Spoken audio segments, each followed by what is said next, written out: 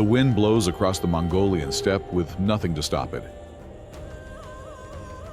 There are no forests to block its path, no hills to deflect its force.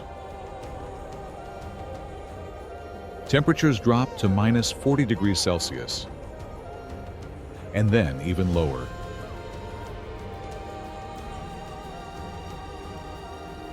Wind chill pushes the perceived temperature to more than 50 degrees below zero. This is the territory of the Tsaten people, one of the last nomadic tribes still migrating with reindeer. In the middle of this frozen plateau, a white dome is firmly anchored to the ground. Inside, a family sleeps in warmth. This structure is called a gur. Today, these ancient homes have integrated modern survival tech. Nearly 70% of nomadic families now utilize portable solar home systems to power LED lights, charge mobile phones, and run satellite TVs. At its center, the Zook stove burns hot and steady, fueled by dried dung, a resource that is odorless and sustainable in the treeless plains. Nomads rely on borts, nutrient-rich wind-dried meat that can be stored for months without a refrigerator. Another staple is arrol, a hard, dried curd that provides calcium, protein, and vitamin C, D, and E, essential for preventing scurvy when fresh produce is non-existent. For immediate warmth, nomads drink sutetsai, a salty milk tea enriched with sheep-tail fat and roasted flour, or airag, fermented mare's milk, which is churned 2,000 to 3,000 times to achieve its probiotic richness.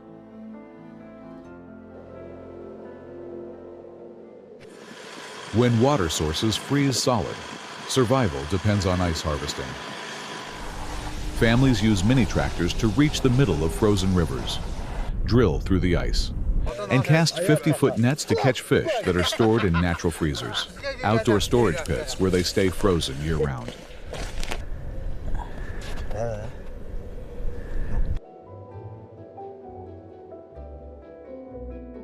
Protection comes from the deal, a traditional sheepskin-lined robe that outperforms modern synthetic fabrics, designed with extra-long sleeves to protect the hands, and a belt to cinch the kidneys against the cold.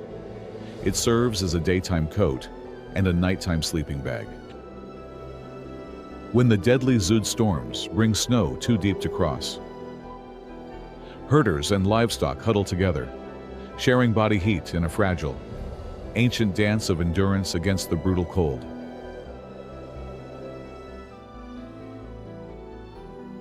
But Mongolia is not only a land of ice.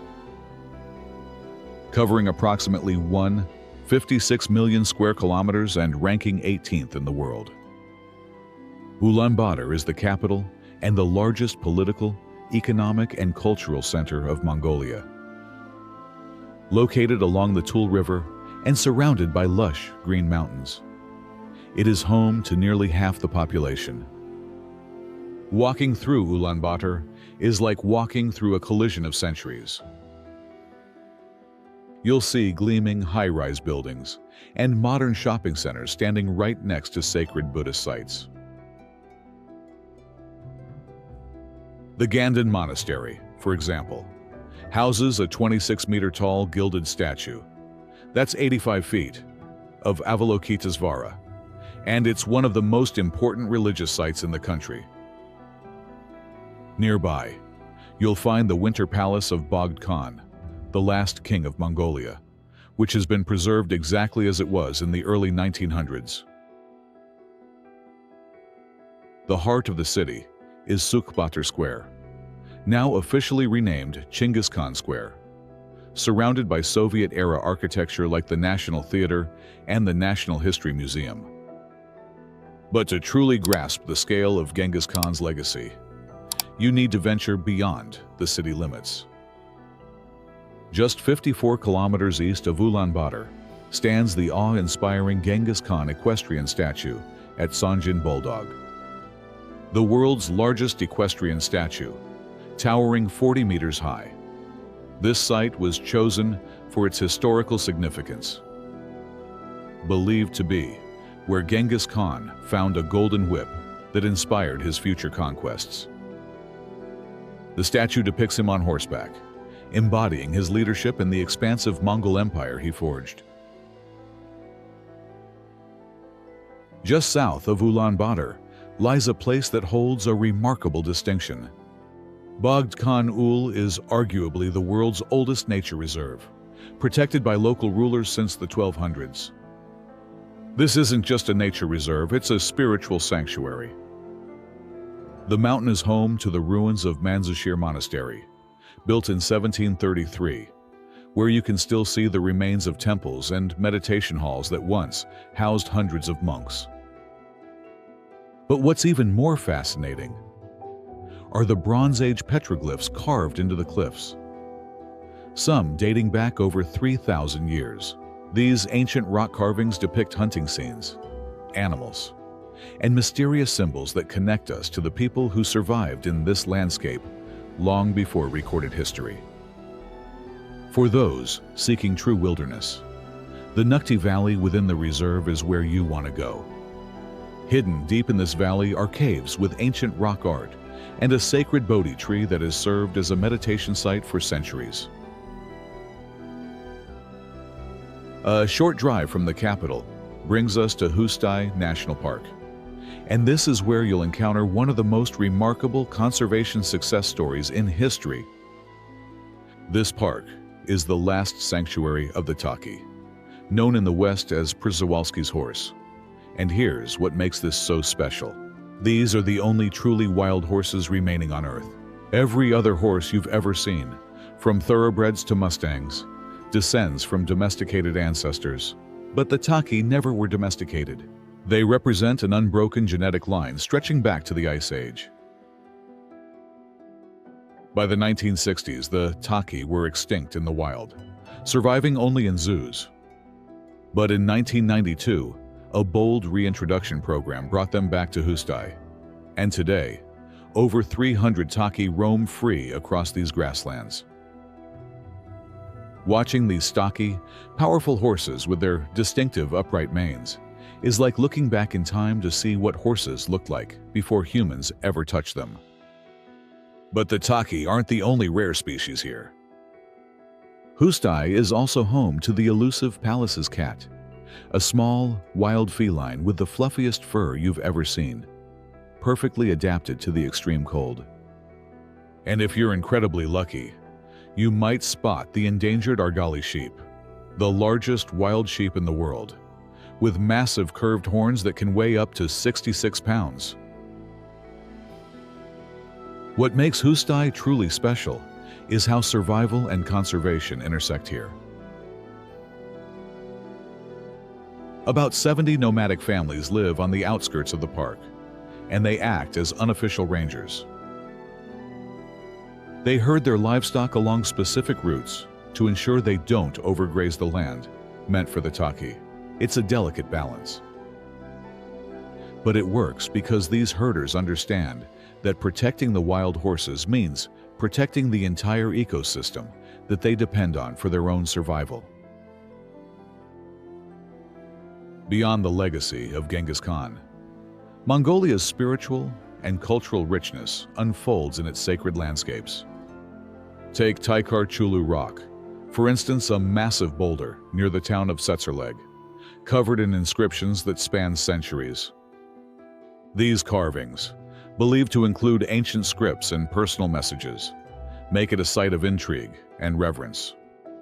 Legend has it that a hero placed Taikar Chulu to seal off an underground monster, symbolizing protection and strength. Pilgrims and travelers visit to connect with its energy and stories, reflecting Mongolia's deep-rooted belief in the sacred power of the land. In Gorky Terelj National Park, you'll find another famous sacred formation, Turtle Rock, called Melki Kad in Mongolian. This massive rock formation looks exactly like a turtle, and locals believe it embodies the spirits of the natural world, symbolizing harmony and protection.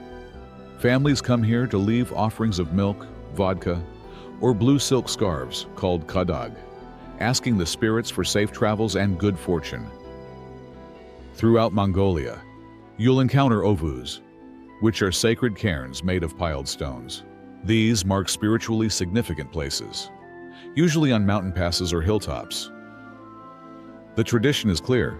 When you pass an ovu, you must circle it 3 times clockwise, while adding a stone to the pile and leaving an offering. This isn't superstition, it's a survival practice.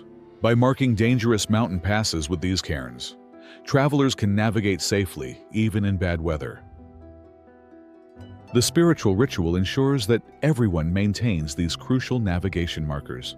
For traditional nomads, pulling grass up by its roots is considered a sin that will anger the spirits of the land, called lus savdag. Why? Because pulling grass by the roots destroys the plant and leads to erosion and desertification. The spiritual prohibition protects the grassland ecosystem that livestock depend on. It's environmental science wrapped in spiritual practice, and it's kept the Mongolian steppe healthy for thousands of years. And no journey through Mongolia's spiritual heart is complete without witnessing a shaman ceremony. As one of the country's oldest traditions,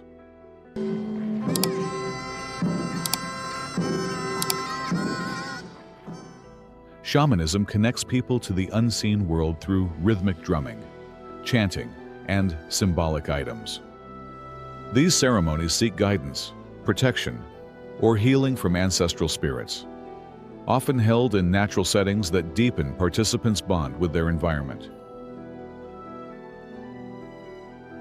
As we journey deeper into the Gobi region, we come to a place that tells a darker chapter of Mongolia's history, Ulaanbaatar. These ruins along the Ongi River were once one of the largest monastery complexes in Mongolia, home to over 1,000 monks and serving as a major center of Buddhist learning and religious life. But in the 1930s, during the communist purges under Soviet influence, this monastery was systematically destroyed. Monks were arrested, executed, or forced to flee. Sacred texts were burned, statues were smashed. It was part of a brutal campaign that destroyed over 700 monasteries across Mongolia and killed an estimated 17,000 monks. The goal was to erase Buddhism from Mongolian culture entirely. Walking through the ruins of Ulaanbaatar today is a powerful experience. You can still see the foundations of temples, the remnants of walls, and scattered stones that once formed stupas. But here's what's remarkable. Buddhism didn't die. After Mongolia's democratic revolution in 1990, monks began returning to these ruins. Today, a small temple has been rebuilt, and you can witness monks performing ceremonies among the ruins, reclaiming their spiritual heritage. Ulaanbaatar Monastery, in stark contrast to the ruins of Ulaanbaatar. Ulaanbaatar Monastery in the north stands as a testament to what Mongolian Buddhist architecture achieved at its peak. Built between 1727 and 1736, this monastery is called the Monastery of Calm Bliss, and it's one of the 3 largest monasteries in Mongolia. What makes Ulaanbaatar truly remarkable is its architecture. The complex features a unique blend of Mongolian, Tibetan, and Chinese styles, with over 28 temples arranged in a symmetrical layout that follows strict Buddhist cosmological principles. But here's the engineering marvel that blew my mind. The monastery has a sophisticated rain drainage system that's been working perfectly for nearly 300 years. 4 central pillars in the main temple are actually hollow ducts. When rain falls on the roof, it's channeled into these pillars, which then direct the water through underground tunnels beneath the temple floor, carrying it away from the foundation. This prevents water damage and keeps the interior completely dry, even during heavy rains. This was designed and built in the 1730s, using only traditional tools and materials. It's a masterpiece of practical engineering, disguised as spiritual architecture. Now, we come to perhaps the most historically significant site in all of Mongolia, Erdene Monastery and the ancient city of Karakorum. Founded in 1585, Erdene-Zu is the oldest surviving monastery in Mongolia, and it was built using stones from the ruins of Karakorum, which was the capital of the Mongol Empire in the 13th century under Genghis Khan and his successors. Let me put this in perspective. In the 1200s, Karakorum was the center of the largest contiguous land empire in human history, stretching from Eastern Europe to the Pacific Ocean, covering 3 million square miles. This city was where Genghis Khan's grandson, Ogedei Khan, ruled an empire that encompassed a quarter of the world's population. Merchants from Venice, craftsmen from Persia, and diplomats from China all walked these streets. Today, almost nothing remains of that great city except archaeological ruins and the massive wall of Erdene-Zu, which is distinguished by 108 stupas, a sacred number in Buddhism. Walking through Erdene-Zu, you're literally walking on the stones of empire, repurposed into a monument of peace and spirituality. The monastery complex is surrounded by the Orkhon Valley, a UNESCO World Heritage Site that has been the cultural heart of Mongolia for over 2,000 years. This valley has witnessed the rise and fall of multiple empires, from the Xiongnu to the Turkic Khaganate to the Mongol Empire. The Orkhon River that flows through it has sustained nomadic civilizations for millennia, making it the lifeline of the Mongolian steppe.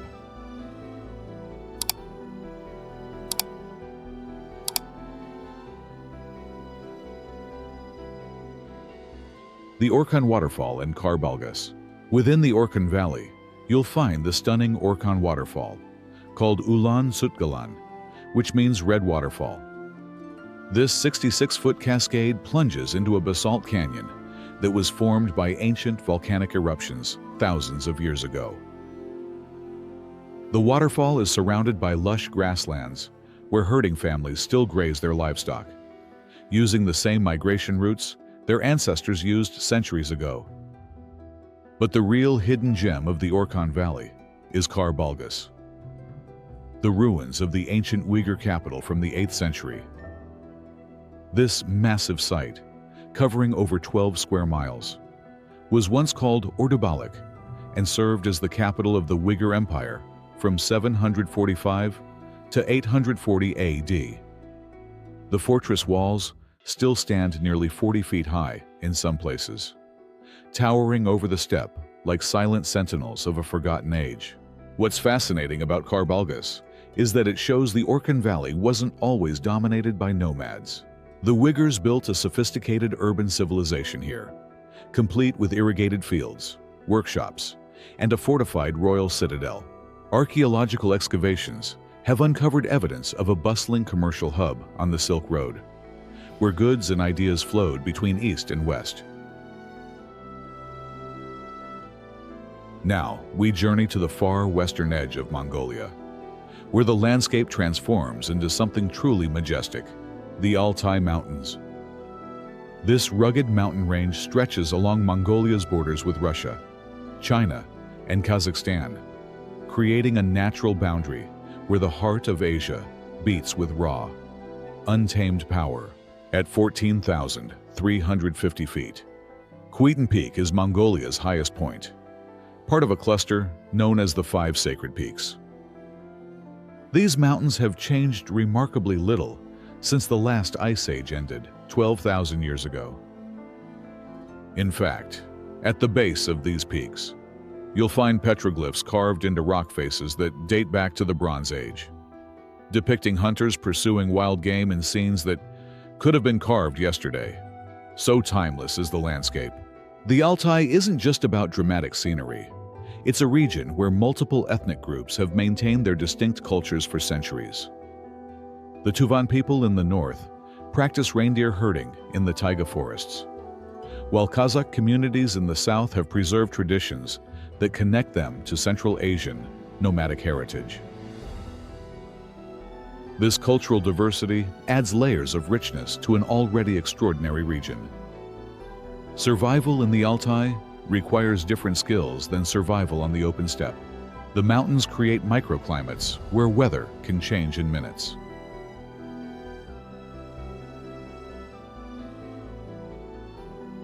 Avalanches, rock slides, and sudden storms are constant dangers. Yet people have thrived here for millennia, adapting their strategies to the vertical landscape instead of moving horizontally across plains. Altai herders move vertically, taking their livestock to high summer pastures and returning to protected valleys for winter. The wildlife here is equally adapted to extremes.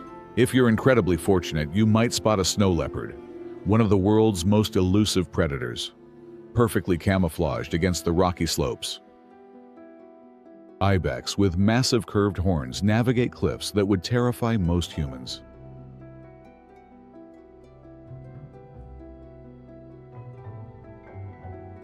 The Altai is also dotted with glacial lakes that shimmer like jewels against the stark mountain landscape.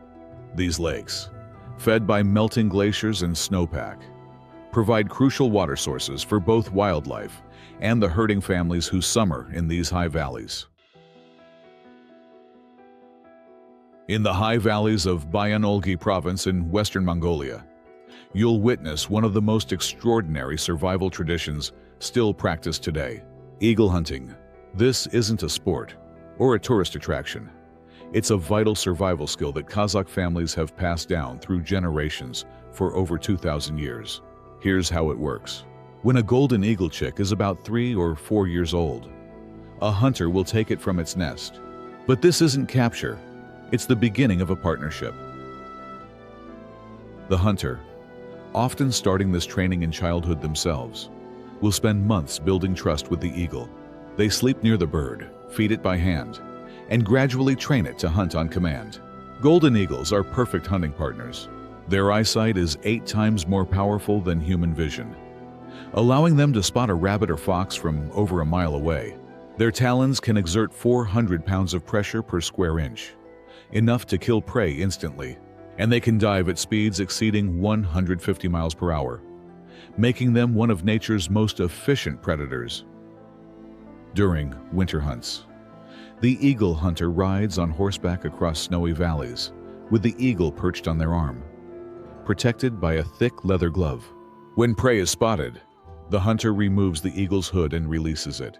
The eagle soars upward, locates the target, and strikes with devastating precision. The meat feeds the family, and the fur provides material for warm clothing, crucial for surviving winters where temperatures regularly drop below -22 degrees Fahrenheit. But here's what makes this tradition truly remarkable. After 6 or 7 years of hunting together, the eagle is released back into the wild to breed and live out its natural life. This isn't exploitation. It's a temporary partnership based on mutual benefit and deep respect. The hunter gains survival resources, and the eagle receives guaranteed food during its prime hunting years before being returned to freedom. Every year in October, eagle hunters gather for the Golden Eagle Festival in Olgi, where they demonstrate their skills and compete in events that test the bond between hunter and bird.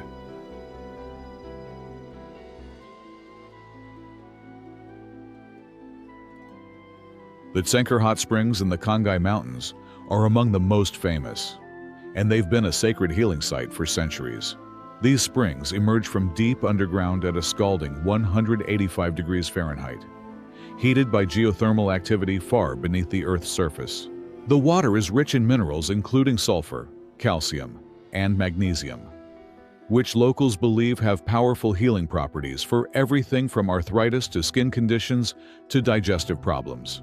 For nomadic herders who spend months enduring brutal cold and physical labor, these hot springs aren't a luxury, they're a necessity. Families will travel for days on horseback to reach Tsenker, setting up their gers nearby and spending several days soaking in the therapeutic waters. The springs are believed to be blessed by mountain spirits, and many people perform small rituals before entering the water, leaving offerings of milk or vodka to show respect. Modern facilities have been built around the springs, but the traditional practice continues. You'll see herders soaking alongside tourists, all seeking the same relief and rejuvenation that these waters have provided for generations. As we move south into the Gobi Desert, the landscape transforms dramatically. Gone are the green valleys and snow-capped peaks, replaced by vast expanses of sand, gravel, and rock. But even here, in one of Earth's most arid regions, there are places of extraordinary beauty and historical significance. Baga Gazrin Chalu is a massive granite formation that rises 5,751 feet above sea level, jutting out of the desert floor like an ancient fortress. The name means little place of rocks, which is almost comically understated given the dramatic landscape of towering rock pillars, narrow canyons, and hidden caves that make up this geological wonder. If you want to understand just how ancient and otherworldly Mongolia can feel, you need to visit Bayanzag, better known as the Flaming Cliffs. This site in the Gobi Desert earned its nickname from the way the red and orange sandstone glows like fire at sunset, creating a landscape that looks more like Mars than Earth. But Bayanzag's real claim to fame is paleontological. In 1923, American explorer Roy Chapman Andrews led an expedition here and made a discovery that changed our understanding of prehistoric life. The first confirmed dinosaur eggs ever found. These fossilized eggs, belonging to Protoceratops and other species, proved that dinosaurs laid eggs just like modern reptiles and birds. Since then, Bayanzag has yielded countless fossils, including complete skeletons of velociraptors, Protoceratops, and other creatures that roamed this landscape 70 million years ago. Walking through the Flaming Cliffs, you're literally walking on ground where dinosaurs once walked. The exposed layers of sedimentary rock reveal millions of years of geological history, each stripe representing a different era. And if you look carefully, you might spot small bone fragments weathering out of the cliff faces, remnants of creatures that died when this land was young. Nearby is Shartsov, another paleontological treasure that's less visited but equally remarkable.